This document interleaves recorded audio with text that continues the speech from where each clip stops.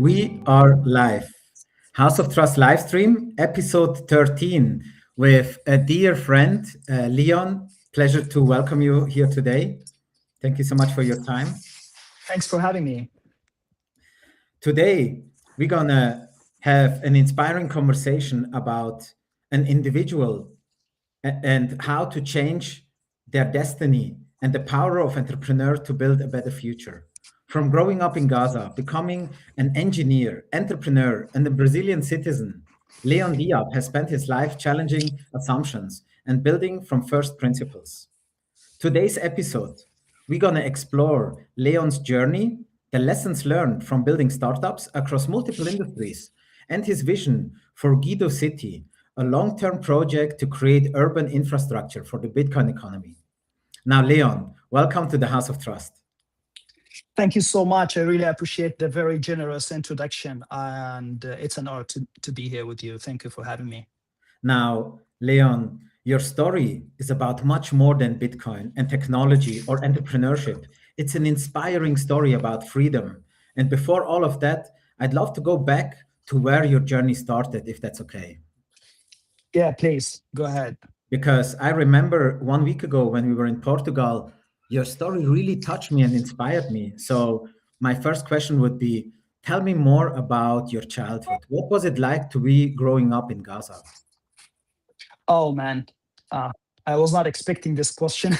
I thought you would be talking to me about computers and Bitcoin and technology. We are different here, my friend. We are different.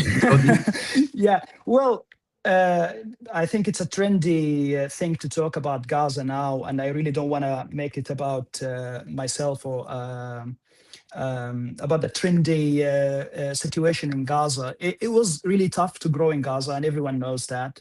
I am not an exception. However, I was really lucky to have had the experience of leaving Gaza at a very young age. I was 16, 17 years old when I left Gaza. And I grew up outside. So yes, I am a product of Gaza, or I am a human who was created and brought up in Gaza. But also at the same time, I experienced life at a very deep level outside of Gaza most of the time. Yeah, it was tough. It was really, really difficult living there in the first place. As you know, lack of energy, lack of consistency in basic systems, electricity, internet.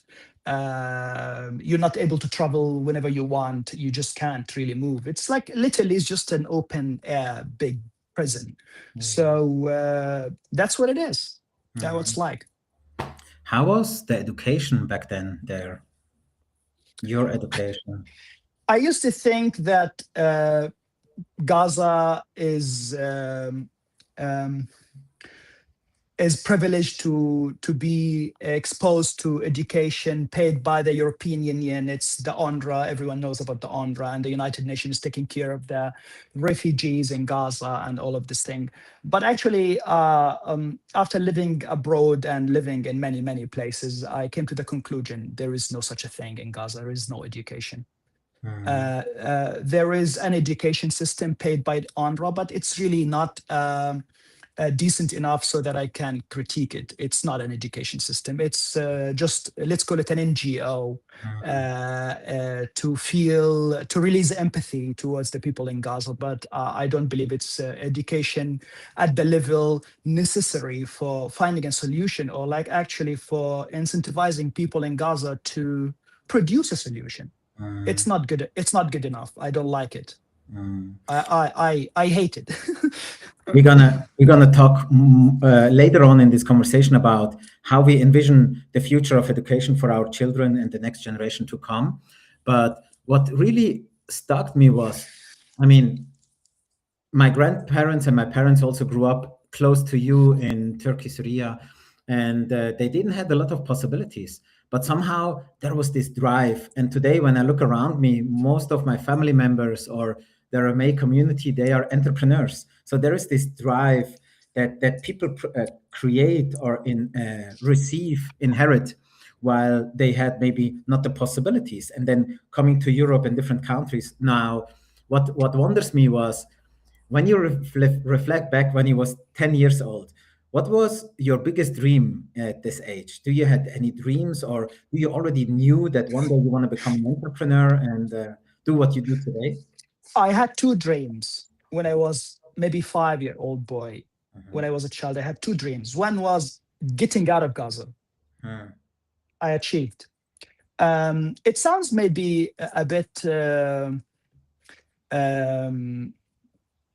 aggressive to say this, but it's true. When you're in prison, you want to leave.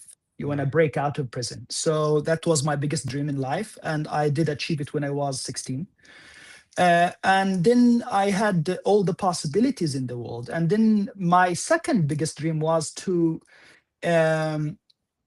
solve the Palestinian issue. It's funny, but I really never understood how that might be the case. If I am capable of doing that, I still don't think I am.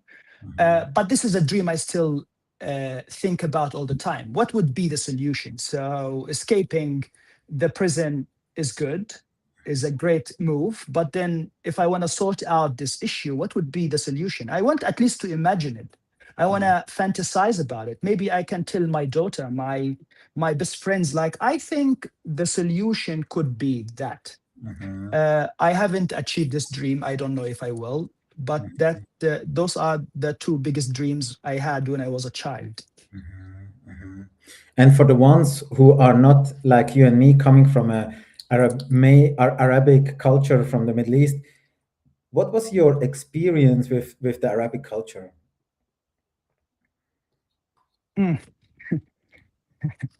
That's a very tough one. That's a very interesting question. You know, this whole conversation of races and racism and phobia related to race, I really don't like to go that far, but let me put it this way. There are two different types of Arabs, if you're talking about Arabs. And I think this really applies to everyone or every other nation, especially the big nations. You have the local Arabs that they live where they come from, or you have the diaspora Arabs, the people outside. Look, I'm not going to say something that doesn't make sense, but the local Arabs are living in shit. I'm sorry to say that, because if you look at the news and you look what's happening in the Middle East, something wrong is going on there. I don't know how to explain it, but my opinion, I don't like it. The Arabs in the diaspora actually are very, very successful, very smart, very decent most of the time. Type of people, which reflects the origins. Let's say the fiber of the fabric of this group of people. I really believe, well, they were an empire at some stage in time. So it's an empire like any empire, like the Arabic Empire, the British Empire, the Portuguese Empire. It's a significant, type of people that we have to understand and involve in the whole globe, and it's a big one. So for me, part of me is Arabic because I come from that region, but I refuse to say all of me is Arabic, because that's also where the problem starts, and none of us is like this. So I like the food, I like the music, I like the romanticism in the classic Arabic language. I like the depth in the language. I hate the news. I hate the wars. I hate all the leaders in the Middle East. I hate the modern music in Egypt and all of the market in the Middle East. And the content is not okay today. So I don't know if this goes for a good answer for you. I mean, there is nothing you can say wrong. We are just speaking as we were speaking a few days ago in Portugal. And that's why I was like, hey, man, we should continue this conversation, because there were so many valuable things that I think like should be spreaded out there. I mean, I ask myself, who am I? I mean, I'm born and raised in Switzerland. My origins are from Mesopotamia. I speak Aramaic, and but at the same time, I would say I am more Swiss than Aramaic, because I have so much from the Swiss culture in me, and at the same time, there are roots that connect me there, right? Not only the language, but also the family aspect, the hospitality, the food, right? So I think it's a good thing to say, hey, we're gonna take the best part of all the different worlds that got influenced us, and I think that's a nice approach. Now, yeah, you want to say something? Yeah, you inspired me with a small idea that Yeah. maybe could be useful. Um, the self-identity or national identity, I think it's a very, very confusing thing for most people. And to be honest with you, I was confused about it. Maybe I'm still confused up until today. So what I really think about these things, they are thoughts, Mhm. could be useful. Their concepts also can be useful and also can be harmful, like anything else. So you could not define who you are by saying, "Oh, I am my national identity. I am Brazilian or I am Portuguese." I don't think this is sufficient to identify with, and at least not for me. It was never sufficient for me. You cannot also say I am an engineer or I am like a doctor. Like what? It's just like maybe 5 hours a day you do that, so not enough. And I think it's just colors of a big mix of colors that you can identify with, and each one of them is just a tone you choose, and it's up to you how to identify. For me, I really can't just say who I am by saying, "Oh, I am Brazilian," or I am an engineer because I went to engineering school, or I am an investor because sometimes I like to invest in good things. None Mhm. of that. I am all of this, but I am also none of that. Rolling back to the Arabic thing, I was brought up to be or to supposedly as an Arab, but I grew up and I was educated enough in life to understand that was not even enough. That might be like 10% of who I am, maybe even less. Mhm. There are other things in the story, and you have to dig deep to find who you are. And for me, Mhm. I discover things every day about myself. Mhm. So yeah, I just wanted to say about because I thought you were talking about self-identity in a very interesting way, and I just wanted to add this thought. Yeah. Yes. What resonates a lot with me, Leon, is this overview effect that astronauts have when they go to space. And no matter if they are Russian or American or whatever, once they see the Earth as one single living, breathing organism, they come back and they change their perception of nationality. So they don't call themselves anymore Russian or American, but they say they are Earth citizens. And that's something that deeply resonates with me. And I often, when my two sons ask me, Baba, what are we? Are we Swiss? Are we Thai? Are we Aramaic? What are we? I always say them, you are cosmopolites, you are Earth citizens, And I think that's a Yes, zoom out. If you zoom out, like the astronauts, they are able, like they're luckily able to zoom out and look from the outer space back at Earth, and they realize, oh my God, everyone is just the same. It's just a little tiny little light that I yeah, can see there, and it's almost a big city. yes. Yeah, zooming out is a bless. Is a bless, definitely. Zooming out is a bless, and it's the same. The same concept as zooming out of Gaza. If you're an astronaut, you're zooming out of the planet Earth. But if you're a person who was brought up in Gaza, if you zoom out of Gaza, you realize, oh, the struggle is just a little bit much bigger than that, and you get educated by the gods or by the Lord of the universe that you have to be humble enough to realize that your issue, even the big one that you think is nothing bigger than that, is just nothing comparing to the big picture. Yes. Nothing compares to the big picture. Yeah. Yes, and before we start to enter a political conversation, because that's not today's topic, because we want to talk about business and entrepreneurship, there is one more question that I want to ask you, Leon, and it's the following.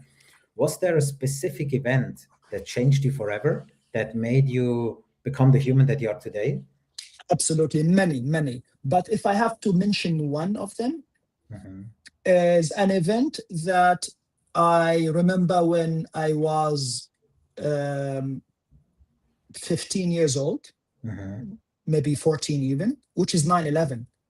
So 9/11 happened in 2001. mm, I was 15 years old, mm, and it was the last, or the no no it was actually just 2 years later I left Gaza. But before that I was still in Gaza, and it was really life-changing experience for me to look at my mom, my own mom, and my entire, like, people celebrating the event.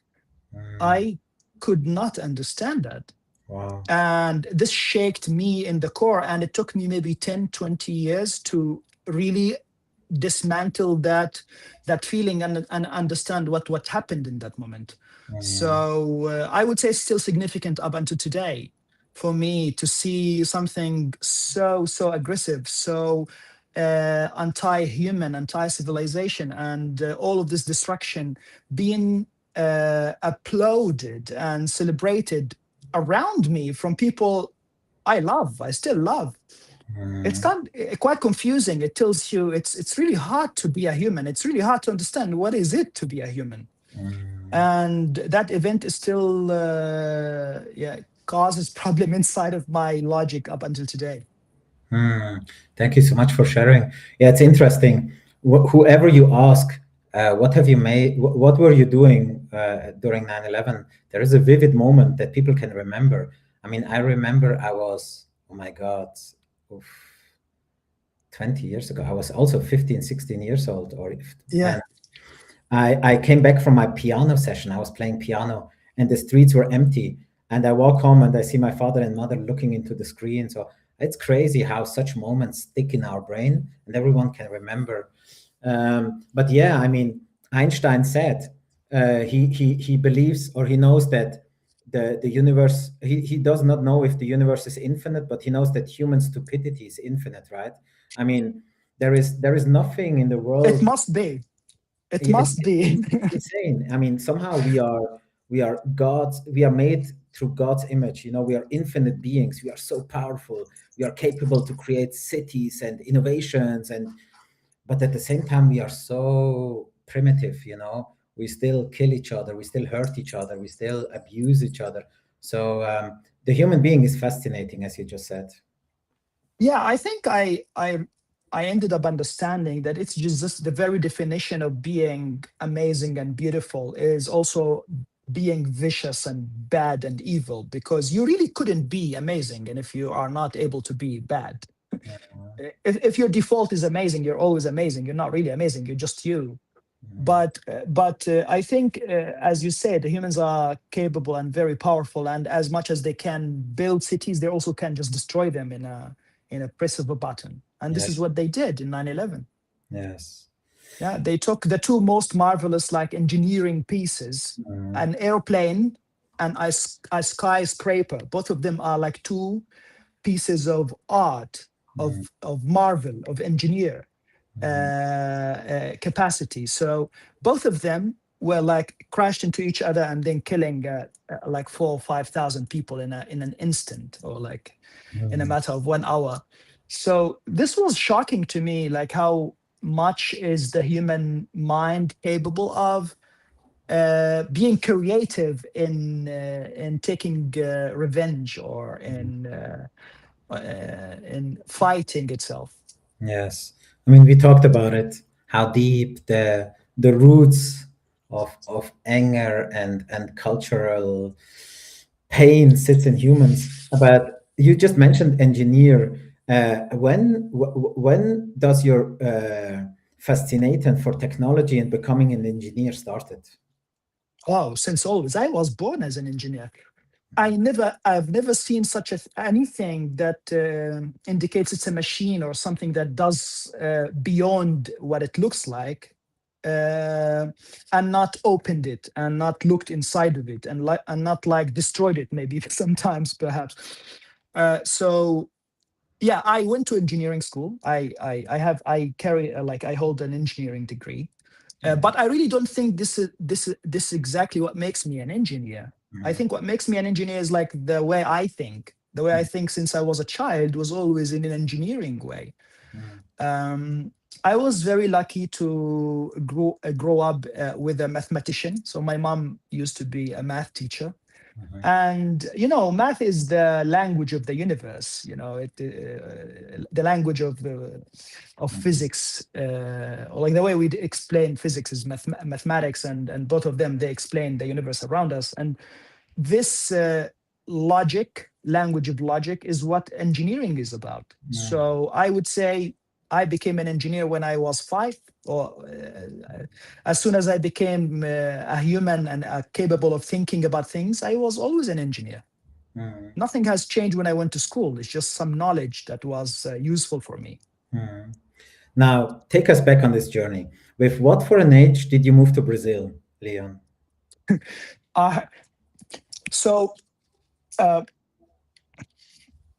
I have to tell you a story to put you in context, because I moved to Brazil. I moved to Brazil by the end of 2014, early 2015.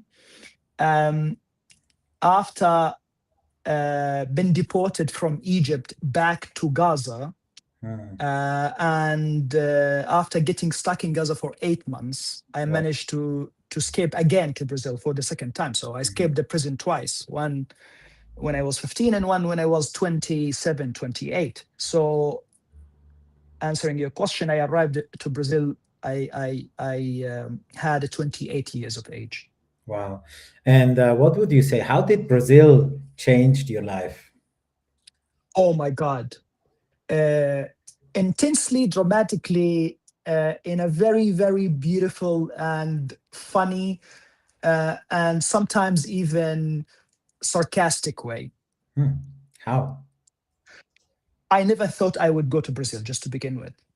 It was never an idea or a plan of mine. It just happened because I had to leave a place I didn't like, and that was the only place I could go. So it was just, let's call it destiny. I don't know if you've been to Brazil, but Brazil, it's like, Mac and Windows. Let's call Europeans Mac and then Brazilians Windows, or vice versa. It doesn't matter, but like it's two different operating systems. Latinos culture is absolutely different than Eastern or even Western European cultures. And before that, I had been more engaging with Europeans, not with Latinos. Latinos are they have European background, some of them, but it's a different way of looking at the world. I must say. People are always willing to look at you, exchange eye contact with you. In Brazil, they welcome you very, very quickly. They want to connect with you. They touch you. They also like to dance a lot. Things that you typically don't really find in the average lifestyle in Europe. In Brazil is like it's just normal. Like people love to touch and make love and become dramatic and very intense and cry and laugh, and so it's like it's the whole range of emotions, very intense all the time, non-stop. So if I may describe it in Portuguese, in Brazilian Portuguese, we could say uma bagunça gostosa, sem parar. So which means like a chaos that is very delicious, that doesn't stop all the time. Nice. Nice. Yeah, and if you take the contrast that happens between this I just described and Gaza, let's say, or even Germany, or even like any other place that I've been before Brazil, you realize it's like too much contrast. Like people in Gaza don't even know what romance is. Like they have no time to think about romance. And Brazilians is like their problems is always about romance. Yeah.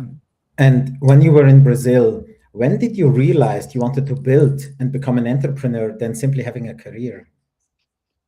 Oh, I don't think I realized. I think I didn't have a choice, Mm, because when I arrived to Brazil, I was basically an architect and engineer, very, very like educated in the sense of academic education, mhm, and at the same time, a refugee for the second time with no papers, mhm, and like a crazy kind of um, shady background from the eyes of the locals, because you have to also think of the locals. They really don't know what is Palestine or what is this whole thing in the Middle East. They know a little bit of what's happening from the news.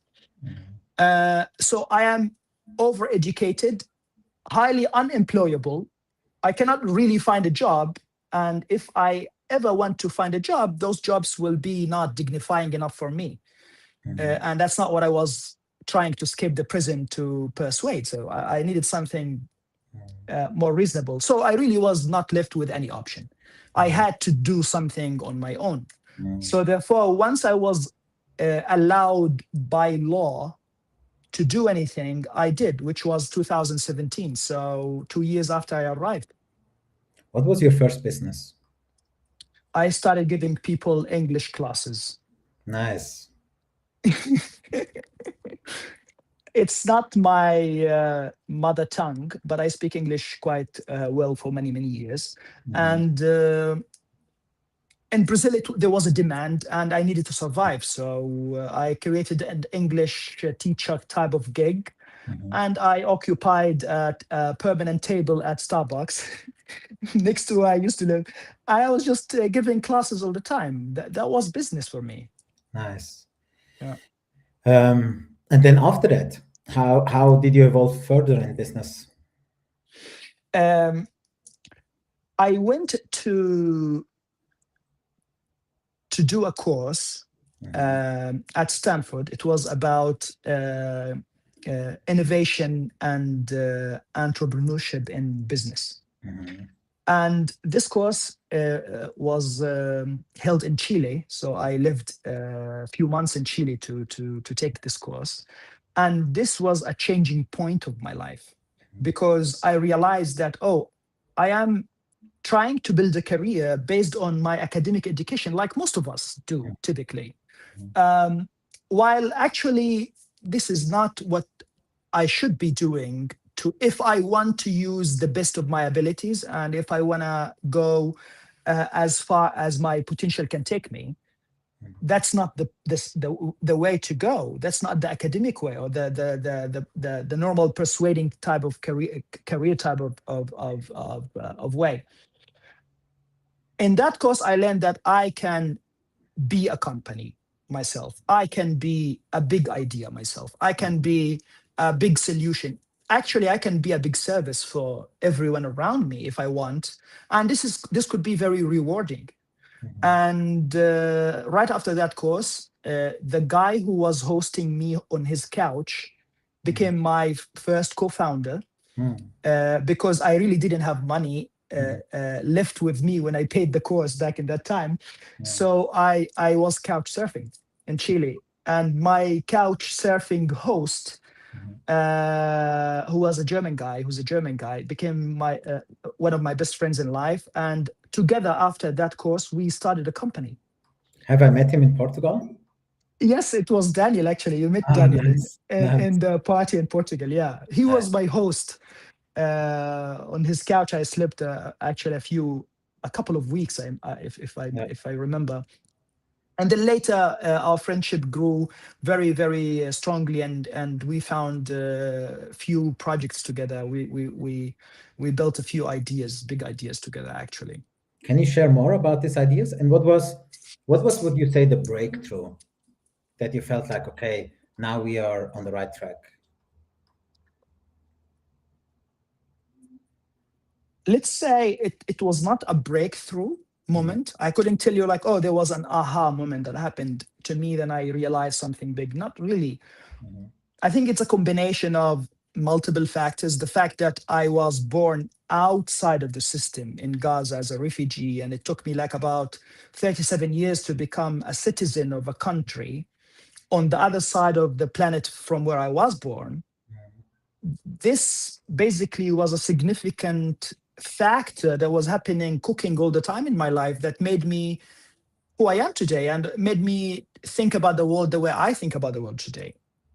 Another factor is the fact that I had to learn multiple languages to survive all of this craziness that I had to go through.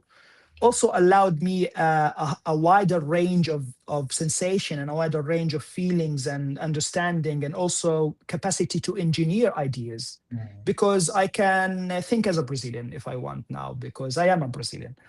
I can also think in English or even German or Spanish, not so much. Like I speak Spanish like on a social level. I also can think in Arabic. So all of these ideas were like very useful to me.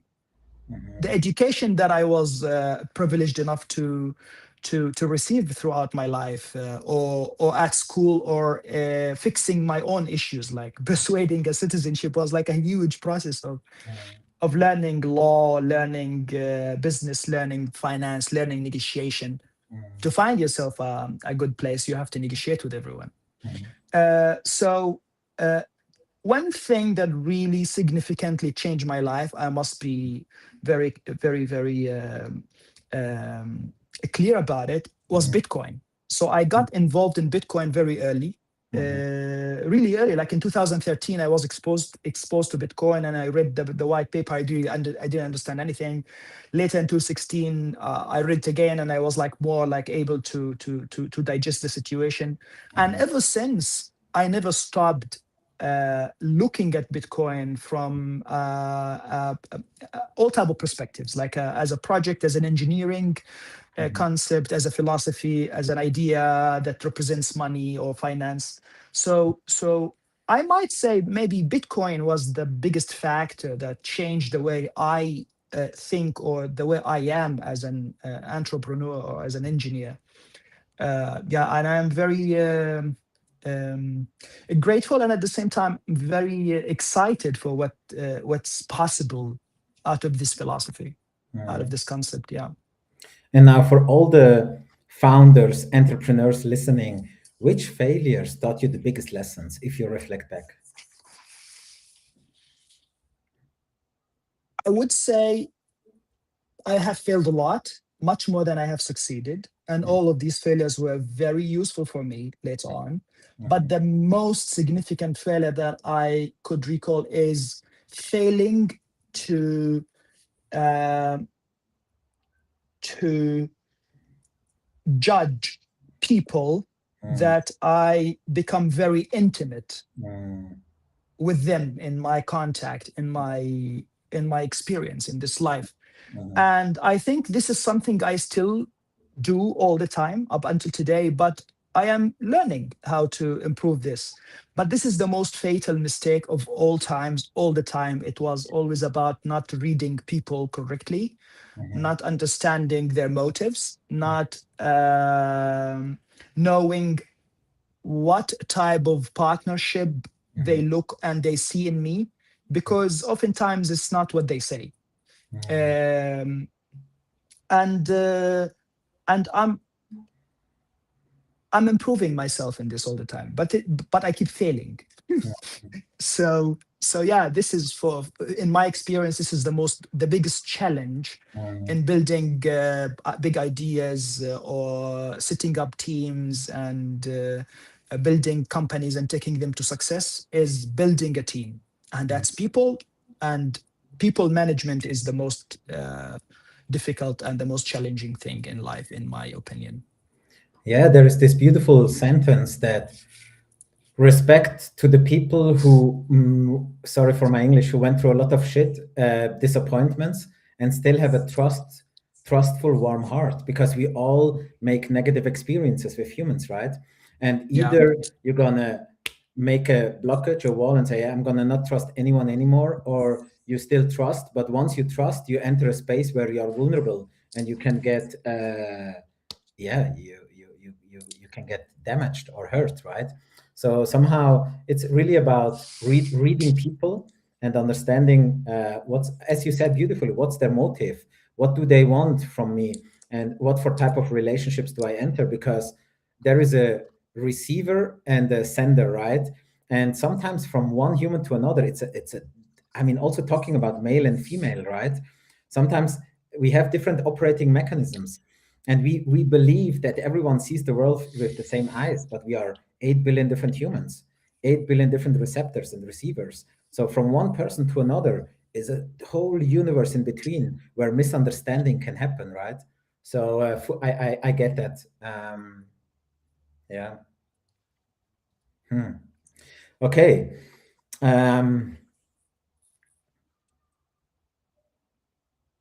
If Bitcoin is not simply an investment, what is it?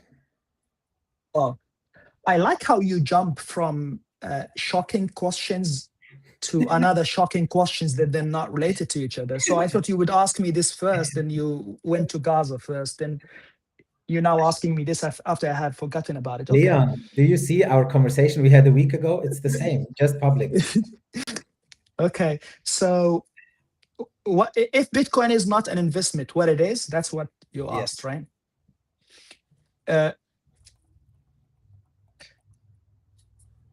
I would say it's anything you want it to be.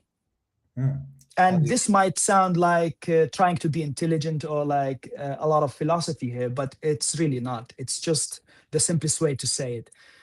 Bitcoin is it's a trade of energy. If you really understand how Bitcoin works, you realize it's just a game based on an incentive system that makes people trade energy against saving data. So it's basically people mining Bitcoin by doing that, by spending their energy in compute and then, transmitting the data across the network. And then this can be anything you want. It really doesn't matter. So now we're using it as a currency because we are, speculating on the price and trading it against the US dollar. But think about it this way. What if there is no US dollar? Just think about this possibility. I know some people think this is not a possibility. This is an impossibility. But let's imagine a fantasy world where the US dollar doesn't exist. So 1 Bitcoin equals 1 Bitcoin. You don't trade and speculate anymore. You needed another asset to speculate between the pair. So then Bitcoin, in this case, goes back to its essence. It's just a way to store data and transmit it, and no one can go back and rip one page of this book and tell people, "Oh, I forged your data." So we call it a ledger. This ledger will be protected by the intelligence of the network because it's decentralized and the code runs on all the machines, and the incentive system requires a huge amount of energy to do the mining. So it can be anything you want. And the reason why actually Bitcoin was created is to become the digital gold. And if I ask you what gold is if it wasn't an investment, you would say anything. It's a store of value. You can, yeah. There are many commodities that we created throughout the history, and Bitcoin is just the most intelligent and the best and the most efficient commodity that humans are yet to bring to life. It's an engineering marvel, and it's a digital gold. So it's a commodity. What is a commodity? A land is a commodity. A real estate sometimes can be a commodity. Gold is a commodity. Rice is a commodity. It's something that all people are interested in, and they will buy and they will store all the time. That's the definition of a commodity. So Bitcoin is a digital commodity. Got it. And you don't have to carry heavy weights of gold with you if you can just have it on your ledger. Now, I remember we talked about also this topic of money, the money system. I mean, going back to our ancestors, we were trading. There was no money. There was trading. Then we integrated money into our system and world. And at the end, it's an agreement. We agree that the US dollar or Bitcoin or a certain currency has a value. And if enough people believe in it, then the value increases, right? So yeah. So now from this standpoint of view, how do you envision with your view of money and Bitcoin and crypto, how do you envision the future? Will the US dollar still exist? Will we go to CBDCs, digital currencies, central digital currencies? How do you see us evolving as humans when it comes to money? I don't have a crystal ball, so I don't know. But if I have to guess, um, gold used to be the global standard of finance. So countries needed to store gold in their central banks to be able to issue coins for people, their currencies, the fiat system. It was working for 4,000 years. Gold has been working since the Roman Empire, since before the Roman Empire. It's been working for 4,000 years, more or less. Bitcoin, in my opinion, is going to replace that, and it's going to work for another 4, 5, 10, 20,000 years. Who knows? If I have to extrapolate from a mathematical point of view, I would say it would overgrow gold, and it will outperform gold, and it will outlast gold. So means has to become bigger than gold in volume and outlast gold more than 4,000 years. So if I have to guess, 10,000. And the new entities or the new administrative powers, maybe not governments, maybe corporates. I don't know what type of powers we like legislation and executive powers we will have, but it seems things are changing. They will have to hold Bitcoin to be able to trade with each other, because trust, as you said, comes from most people believing in one thing, that it will hold value, and most people follow the admin accounts, and the admin accounts are with just a small amount of people, maybe G20, maybe G30, I don't know, maybe G7. They will figure out a way to communicate, and it will, in my opinion, it will be Bitcoin. But I might be wrong, and it becomes an AI token, or like, I don't know, a compute type of token. But in my opinion, it will be Bitcoin. And why? Because it already exists. They really don't need to build anything from the scratch and make people believe in it. They already believe in it. And many countries are already announcing this week new legislative projects national-wise into how trade Bitcoin legally.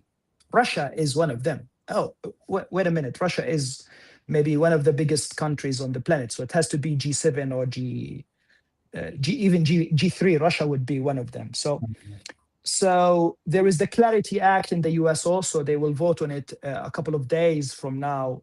It's exactly on the same topic. So if Americans decide to approve the Clarity Act, which literally lists Bitcoin as a commodity, as officially as a commodity that you can trade and you can hold and you can loan against, you can take loans against even. This is a step forward towards that direction, I think. Yeah.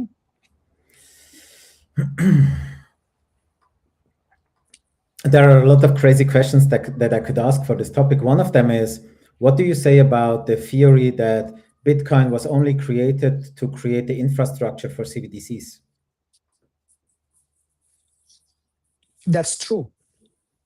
That's 100% true. And there is nothing wrong with that. We just said that, and you just said it in a different way. So Bitcoin was created to replace gold, gold was the infrastructure for fiat currencies. So well, they are companies after all, but governments had to hold gold to be able to issue fiat. And now in the future, in the, let's call it gold 2.0, will be governments have to hold Bitcoin to be able to issue CBDCs. So for me, it's the same idea. One is less efficient because it's gold, it's metal. You have to deal with it. Like the British entire reserves. The entire reserves of British gold was held in the US, or the vice versa. I don't really remember. And then recently they were like studying a way to transfer it back, and it costs a lot of money. So Bitcoin will be held by central banks so that they are able to issue non-fungible tokens of their own, and they can trade it amongst each other. Mhm. It kind of sounds obvious, and I don't know why people have a problem with that. Mhm. I don't understand. Would you advise to the founders, to the startup founders, or to corporates to have part of their treasury to be held in Bitcoin? Well, if you are smarter than Elon Musk, don't do that. Mhm. And that's my question to them. Why Tesla? Why SpaceX? Why even Apple now announces Bitcoin in their balance sheet? They must know something. And I would always ask people, okay, if the safest investment for you is to buy S&P 500 because it's the basket of the biggest companies on the planet. If they fail, then everything is failing. And most of these companies are adapting Bitcoin, and some really major ones of them, they have Bitcoin on their balance sheet. So I would advise copying the strategy of the best. And for me, I can tell Elon Musk is, if not the best, is one of the best. Mhm. So I like to copy the best, and I think it's a good idea. Let's talk about Elon Musk briefly. I mean, we can think about whatever we want, and at the end, he's a disruptor. I mean, you have to be so bold to take your 150 million exit that you made with Stripe and invested in SpaceX and Tesla to build and disrupt the whole industry. So, yeah, it's crazy what he did. And at the same time, I recently watched a podcast from him where he mentioned that he believes that we're gonna live in future with and I know Alan has some crazy assumptions. Some become reality, some don't.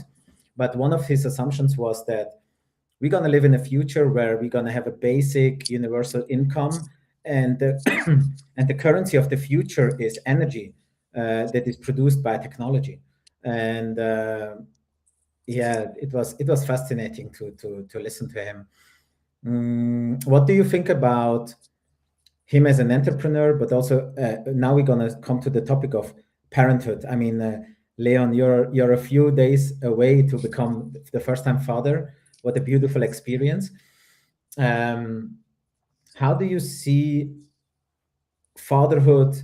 And I mean, you're experiencing it now, the 9 months of pregnancy. How do you see this teaching you things that entrepreneurship didn't teach you? Oh, this is a very complicated question. I think I can approach it from multiple different angles, but it's not a small question. So you're asking me about my opinion about Elon Musk, about his parenting skills, how to educate our children about entrepreneurship and introduce them to the world. Let's, if I may.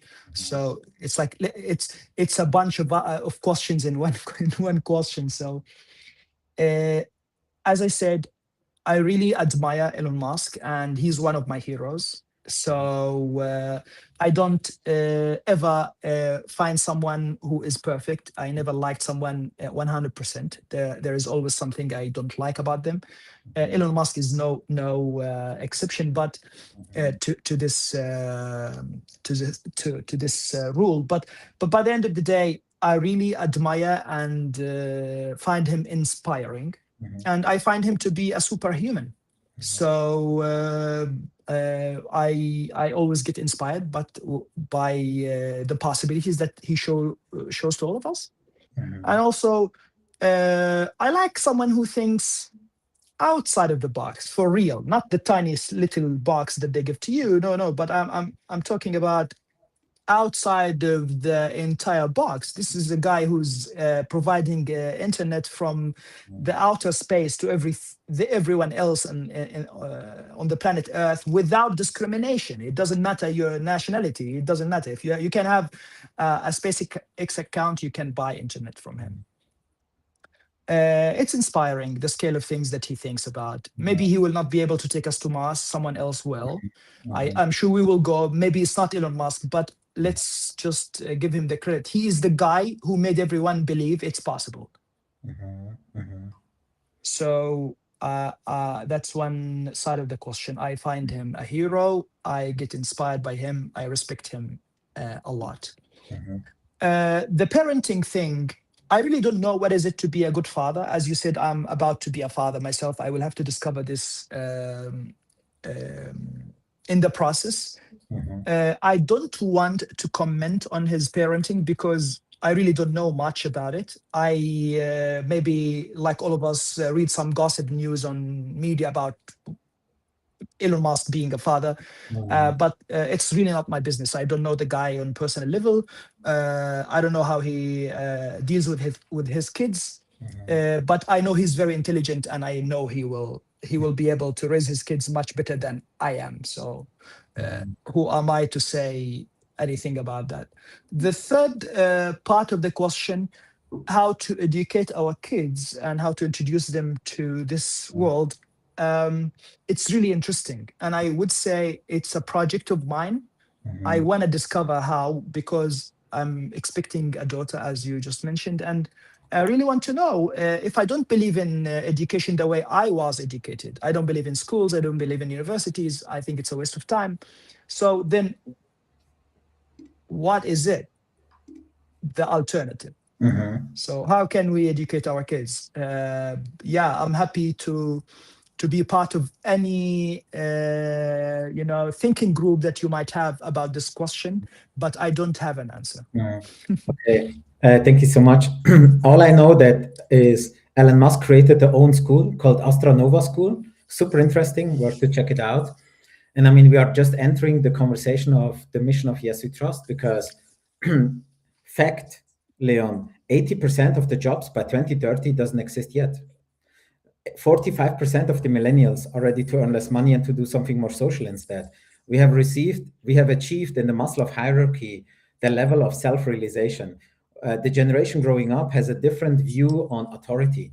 I mean, reflecting back, my parents and grandparents, they were like, oh, I'm going to dedicate my life. Oh, my boss, I have to follow rules. I have to comply.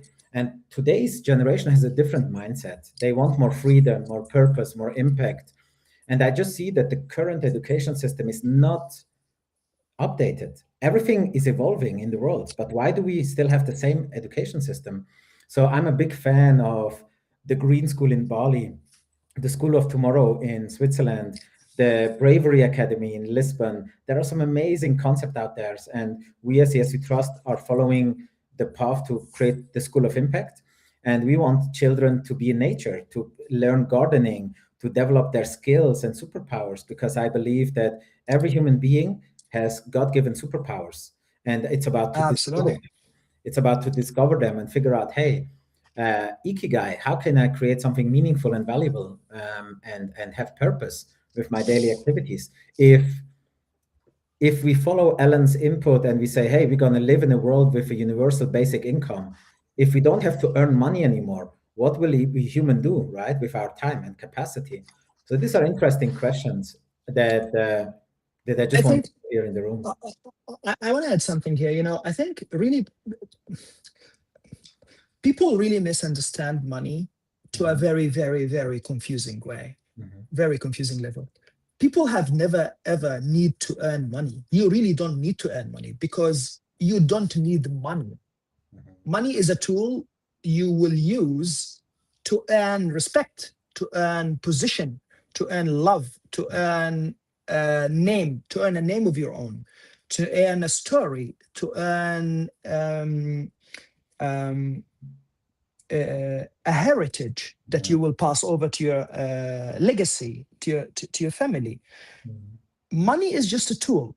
You shouldn't worry about money. Humanity will always figure out a way how to trade ideas. But what earns you all of what I just mentioned is not money, is you being a human with an opinion, with an input that you're willing to speak up and say, what do you think about important things? Because you can either work in service or you can either work in building the future. If you work in service, you're trying to survive. And I really don't like to educate people how to survive. They will figure out a way how to survive. People survive for 100 million years, so it doesn't matter. They will survive. But I would like to talk to people about how to thrive, not how to survive. And this is not a money conversation. This is an art conversation. This is creativity conversation. This is a conversation when I say, you know, I hate schools because they don't give a mandatory dance classes. You don't need a religion class mandatory. You need a dance class mandatory so people can realize that it's normal or actually almost essential and necessary that they touch each other and they know how to do that. And that's dancing. So I don't like to talk about money because it's confusing to most people. And I think it's better to talk about how to create value. Money will be a consequence to that. If you create value, money will be a consequence to that. True. Should entrepreneurship become a core school subject?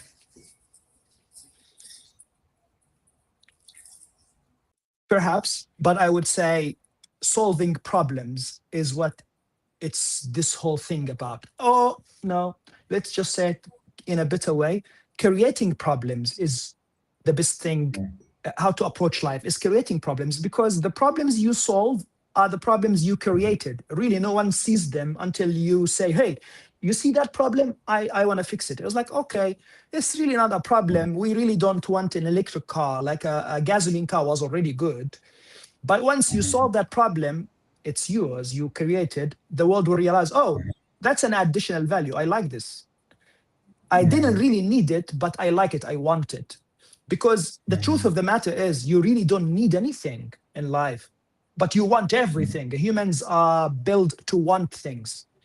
So wanting is thriving, needing is surviving. I don't need anything. I can survive, but I want everything good for my family. I want everything good for humanity. And that means art, creativity, bringing things outside of the box, thinking big. And I think we lack an institution to educate those that they want to think big, those that they want to think how to create the future, how to think. What is the structure of thinking? And this doesn't exist. It's not school. It's not the university. That's not the case. I wish I could have said that it was the case. It was not. I love it. And talking about building the future, Leon, what is GUIDO City? GUIDO City is an inspiration. I've been building like for many, many years. And it's my answer to how should I mentioned earlier that I'm an architect. Actually, I studied urban design, and urban design is the modeling of a city. So you should zoom out to a city scale, and you should think how to model this city so that people live a good life, a decent life. That's actually what was my education about. And I realized actually architecture doesn't make money, and as I said, I want more. I want a lot. I didn't want to be an architect, just a simple way. But then I realized being an architect, that doesn't mean just building buildings. It's also being an architect could be creating systems, architecting systems.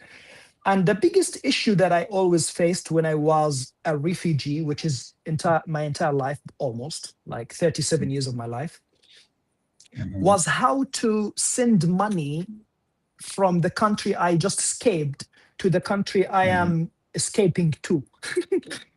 You realize? So I had to escape too many times, and every time I had to escape from one place, I had to transfer my little wealth that I had been building as a human to the new place, and then manage the exchange rate, and manage not to lose money, and manage not to file tax reports, and manage not to lose my entire mind doing all of that.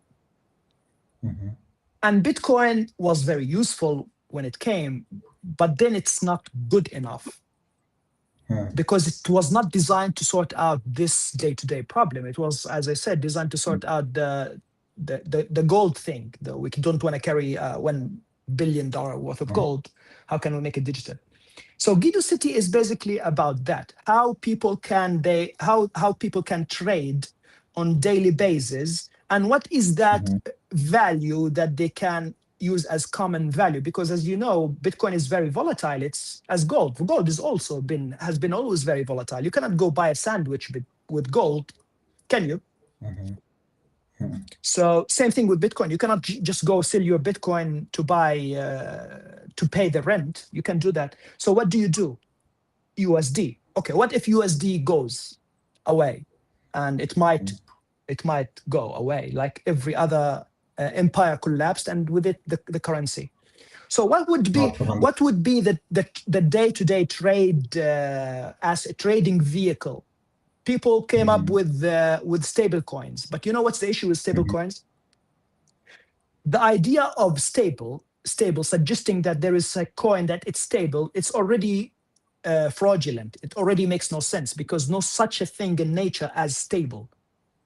Is there anything as stable that doesn't change? It doesn't exist. So there is a fluctuation of value that happens in the market, and we really don't know what is it, and we're trying to capture that value by creating a stable promise that this is the average value, and that's based on USD. It's the biggest currency. As we said, what if the USD evaporates? Is gone, boom, no USD. 1 Bitcoin equals 1 Bitcoin, but we cannot trade with that. So GUIDO City is about capturing that fluctuation of value from the market by taking the data of two very important trades all of us do on daily basis. One is commute, taxi, transportation, moving from A to B. Second is eating. Food comes to you, or you go to food. You have to buy a supermarket at least and cook at home. So if you want to capture this in a very systematic way, then you say it's actually Uber, the taxi, the biggest taxi company on the planet, and then all food delivery apps plus last mile delivery services. All of these together combined, they create a wave of transactions that happens on daily basis. GUIDO City is the concept of using this in a decentralized network, physical network, to capture this value and tokenize this energy and make it the tradable asset on daily basis and mine it while eating and commuting. So if you don't move, there is no coin. You don't eat, there is no coin. So that if you zoom out, that means you will find stations in every little urban neighborhood that takes care of mobility slash food delivery slash mail and all last mile packages that all people receive on daily basis.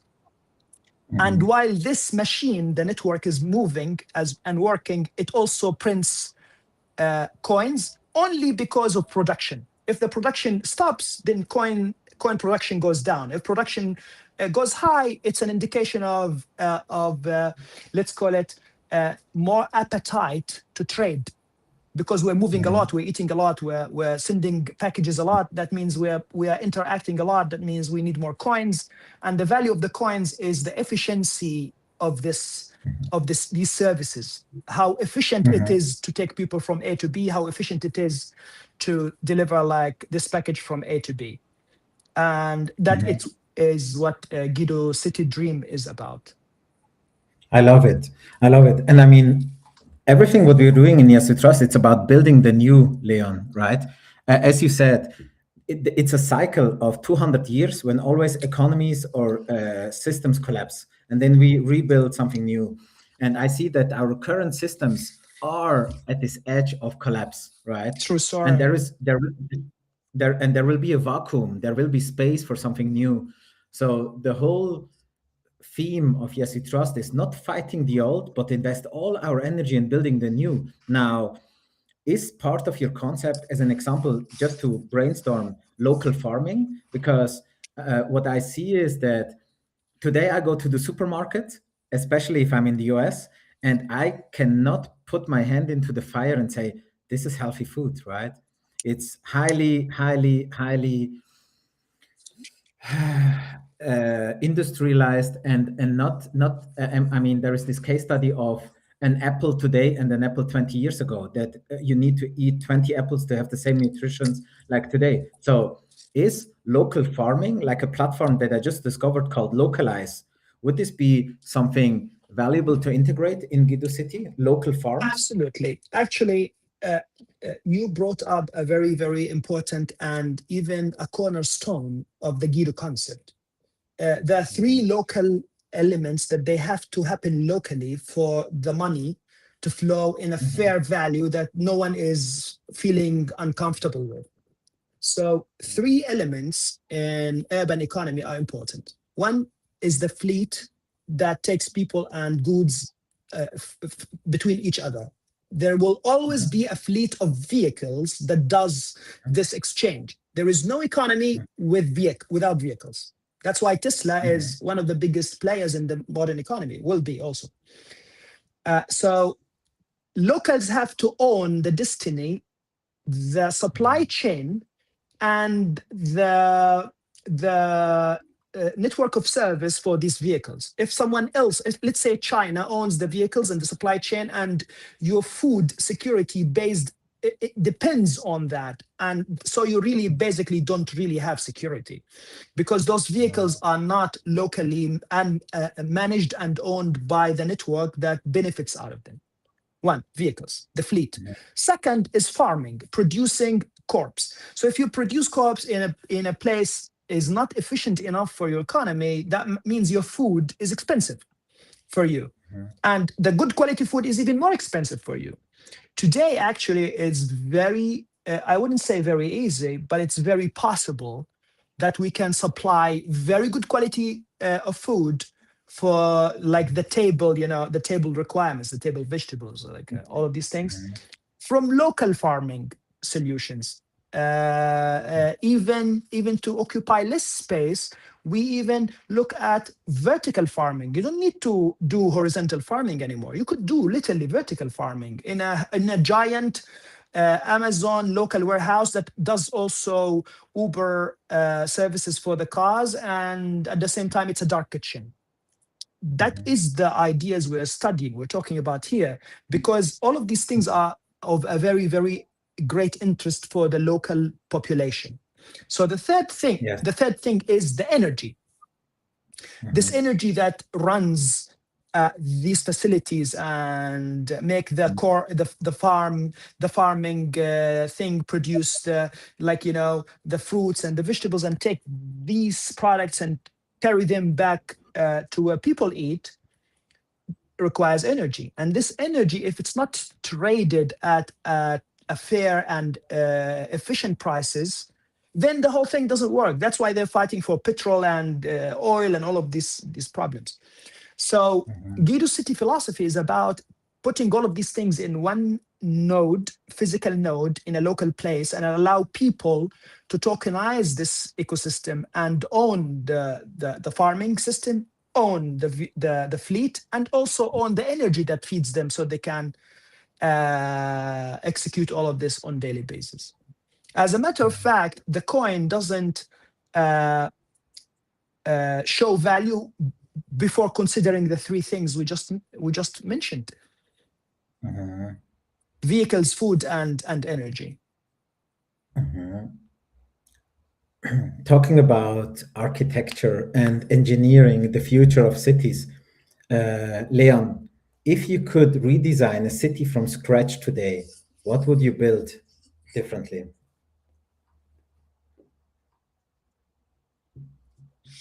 I would dedicate major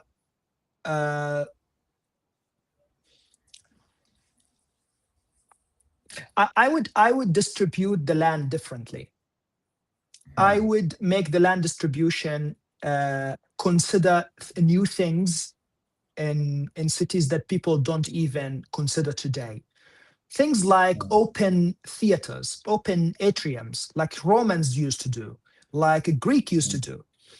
Places where people convene on regular basis in new habitual activities that people do on at urban level, at urban scale, where they dance, where they play music, where they have competition of art and chess and and philosophy, things that make people come to trade ideas and art, because money is no longer really a tradable asset.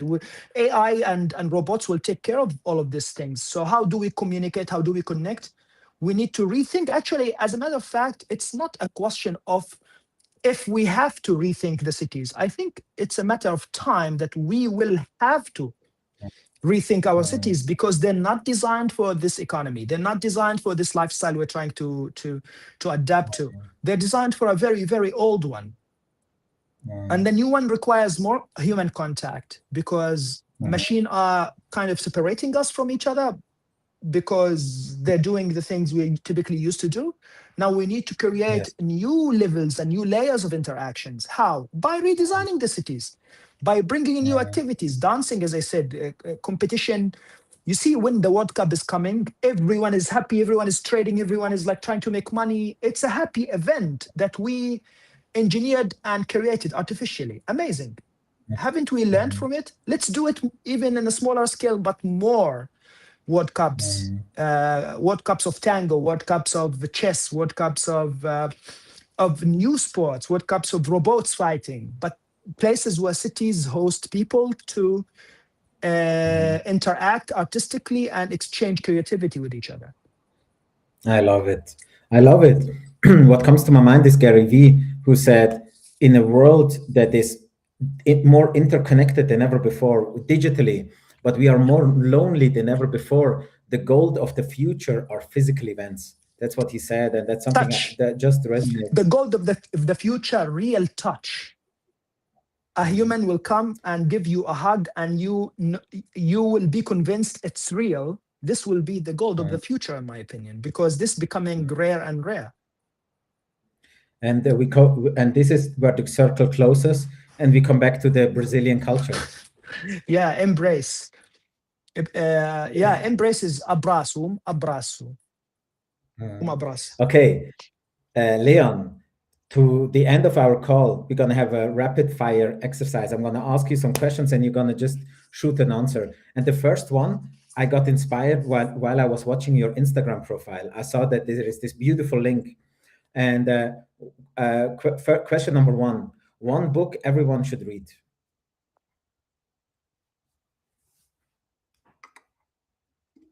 The Bible. One person who inspires you. Trump. Bitcoin in one sentence. Freedom. AI in one sentence. Not intelligence. The biggest opportunity of the next 10 years. Here you can take it more than just a sentence. SpaceX. The biggest risks humanity faces. Netanyahu. One habit that changed your life. Dancing. One thing you wish somebody had told you at 20.